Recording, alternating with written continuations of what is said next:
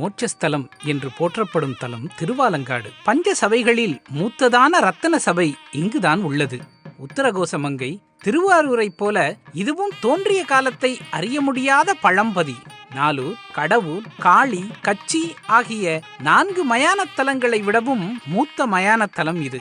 அது மட்டுமா, சைவத்தின் வேதமான பதிகங்கள் தோன்றுவதற்கே காரணம் இத்தலம்தான்.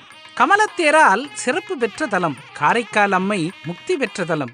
ஆலங்காட்டு காளியை ஈசன் வென்று மாயையை அறுத்த தலம். ஊர்த்துவ தாண்டம் என்னும் அருளல் தத்துவத்தை ஈசன் உலகுக்கு சொல்லும் தலம். இப்படி இவ்வூரின் மகிமைகளை சொல்லிக்கொண்டே போகலாம். சென்னையிலிருந்து திருவள்ளூர் தாண்டி திருவாலங்காட்டை அடைந்தால் அங்கே பழமை மாறாத ஓர் கிராமம் இன்னும் இருக்கிறது. 2000 ஆண்டுகளாக வரலாற்றிலும் புராணத்திலும் தனிச்சிறப்பு கொண்ட பகுதி இது. யுகமரியா யுகமது சும்ப நிசும்ப அசுரர்கள் இந்த ஆலங்காட்டை ஆக்கிரமித்துக் கொண்டிருந்தனர். மேலும்